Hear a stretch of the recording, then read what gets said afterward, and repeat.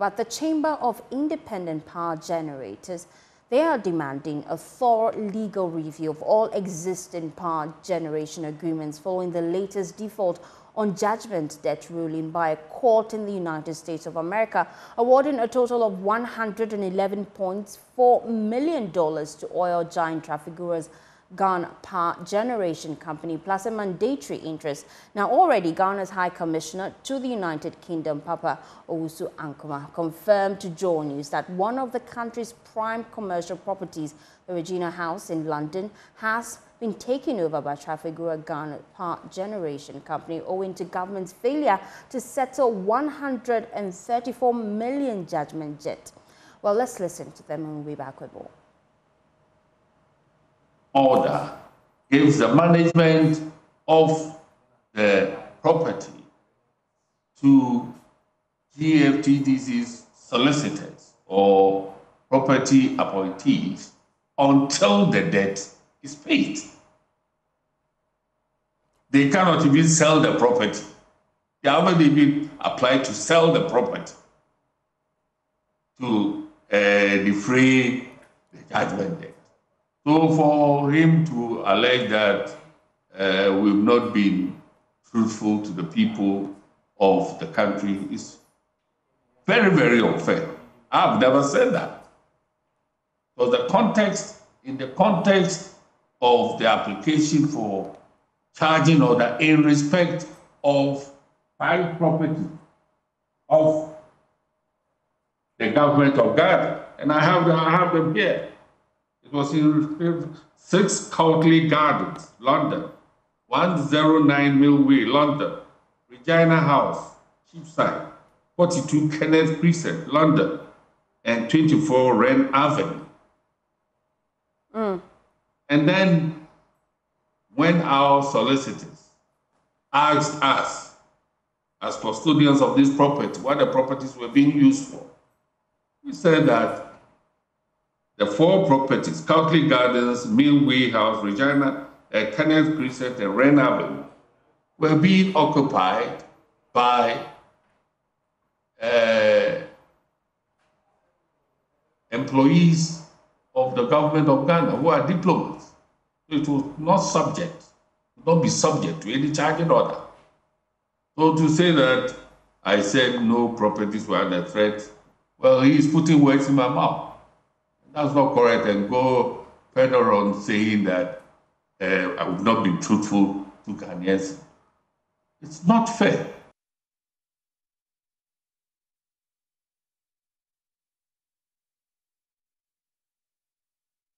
In a more detailed breakdown of the implications of this default on judgment ruling, Imani Vice President Bright Simmons says more of Ghana's assets could be targeted as a result of the terms of Ghana's agreement. Is also taking on Ghana's High Commissioner to the UK over what he sees as diplomatic misstep. The problem arises. One, the power plant was not excessively expensive. On a per unit basis, the capacity charge or the capital recovery charge of 3.7 cents per kilowatt hour was very similar and in many cases lower than what we're charging or we're paying as capacity charge to other plants. And you can see on the screen a number of power plants that for all of these we're paying more than this plant was going to charge us. Absolutely. So I'm giving you examples of them. You know, we're paying for Senate 4 cents on a capacity charge basis, Sen Power 5 cents, etc. And car power more than 5.6 cents. Secondly, the notion that we have excess power has itself been contested, as you know, because now we know the government is still signing these power deals. Right. And around the time we're still signing these power deals, there are companies like AXA that have already signed another deal very recently to put a power plant in Kumasi, Nawomaso, etc. So these were questionable. The energy but here is where it gets important, and this is why we have a judgment debt. The analysis on which the decisions were made were shoddy and flawed.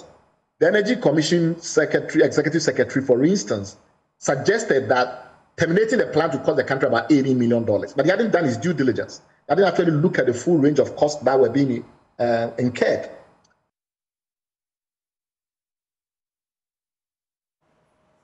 Meanwhile, the minority in Parliament has signaled its intention to get the Ministries of Energy and Finance come to the House to address pressing questions about the mounting judgment debt involving the country and oil giant Trafigura. Devastated. I am extremely devastated. I'm devastated because we have been ill-served by parochial interest. And in a way, I believe we have not handled these judgment debts well. We have not highlighted them enough. These are avoidable debts. When government decided to abrogate the contract, I warned that, you see, every contract has a process of abrogation. You make room in the contract for termination. Now, if you do not follow the termination procedure, then of course you run into problems. That is one. But more importantly, the reasons for the termination of this particular contract. One of the major reasons the then minister cited in his letter of termination was that Ghana Power Company, Ghana, which is a subsidiary of Trafigura, had not obtained the necessary licenses from Energy Commission, etc. My recommendation moving forward is that whichever government comes to power in January 2025, and I believe the NDC will come to power by the courtesy of the good people of Ghana, we must probe all such judgment debts and find and establish culpability, and public officials who let this country down should be asked to pay for it.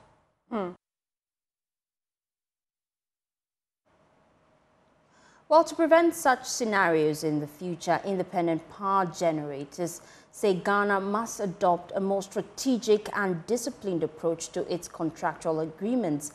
They argue that should this go on, it should also include thorough legal review of all existing IPGs, ensuring that any amendments or terminations are handled with utmost caution and respect for agreements in the first place. Well, coming up on your screen shortly would be that statement they put out. We'll also be speaking to the CEO of the Independent Power Generators Ghana shortly. But let's read part of their statement, and it says, to prevent such scenarios in the future, Ghana must adopt a more strategic and disciplined approach to its contractual engagements. Now, this includes a thorough legal review of all existing IPGs, ensuring that any amendments or termination are handled with utmost caution and respect for the agreements in the first place. They also say the inclusion of dispute resolution mechanisms such as arbitration clauses in future contracts can also provide a more structured and less adversarial means of addressing disagreements. They say, furthermore, Ghana should consider setting up a contingency fund specifically for managing judgment debts and other unexpected liabilities. They say this fund would provide a buffer, allowing government to meet its financial obligation without jeopardizing payments to critical sectors such as the energy sector. Well, let's get more on this. Joining us now is CEO of the Independent Power Generators Ghana Association, Dr. Kwabena Kwabena. Thank you so much for your time. Now, let me understand your initial recommendation. What's the problem with a legal system that we are already enjoying? Thank you very much. Listening to Dr. Kwabena Donko, I think he has pointed out clearly the sanctity of the power purchase agreement. There is absolutely nothing wrong with our legal system, but my position has been that we should, as a country, maintain the sanctity of contracts that we have, particularly the power purchase agreements. These are international contracts or projects funded outside the shores of Ghana with complex interests or many interests attached to this kind of agreements. Before I sign any power purchase agreement, mind you, I have committed myself to a lender, I have committed myself to a sponsor, I have committed myself to a shareholder, I have committed myself to a supplier. So all these interests come into play before I step forward to sign any agreement. So government must follow the amendment clauses, termination clauses, as expressly stated in the agreement. This is not an agreement or document that is imposed on government, or it's not an agreement that is imposed on the off-taker. It has been fairly, and it is always fairly negotiated. I put forward my risk profile, you put forward your risk profile, and we come to a meeting point. So at no point in time should any government or party unilaterally get up to court and show that I want to terminate or I want to do an amendment to the contract that we have, unless there is a consensus between the parties involved, so that we avoid any potential consequence, any potential judgment that at the end, for us to all be at peace and continue on our investments. In the case a of situation where we Trafigura, have this kind of interference from a host party or a host government, it actually raises the risk profile and discourages investment. But what happens when government has been advised to do such? For example, in the case of the Trafigura situation that we're facing right now, it was a recommendation from the AG. A recommendation from AG, like I stated, I expect the AG to study the contract, the existing contract, what has been signed off. What are the conditions that may necessitate termination or abrogation? What are the required procedure, agreed procedure for such actions to be taken? Do engage experts that can thoroughly advise on the consequences of such termination and abrogation.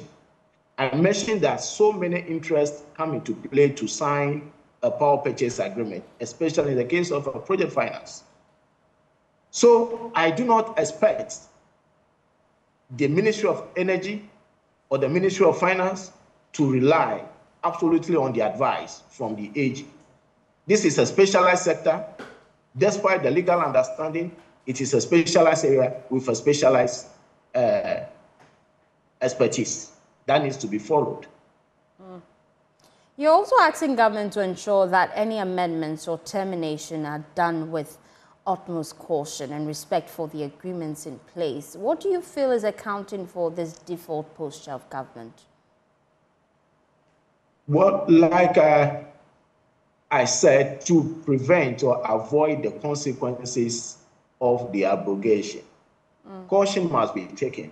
That's why I refer to the fact that we have termination clauses, we have amendment clauses that must thoroughly be followed for everyone to be at peace. Don't assume that you have the political power. For that matter, you could call the short or attempt expropriation. It is a very high-risk venture that can have direct consequences on the best of the economy.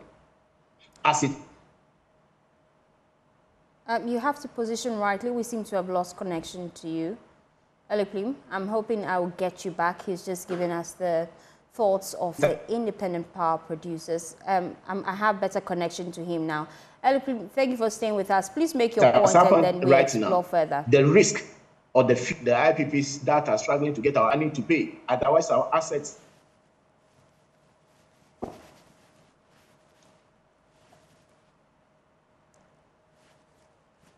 Unfortunately, we're losing connection to you, Eliklim. We just want you to make that point. And then moving forward, I would like you to also expand on one recommendation you're making in your statement. You say Ghana should consider setting up a contingency fund specifically for managing judgment debts and other unexpected liabilities. I'd like to get more on that. I'm hoping I have better connection to Eliklim. Do I? Unfortunately, I've lost him.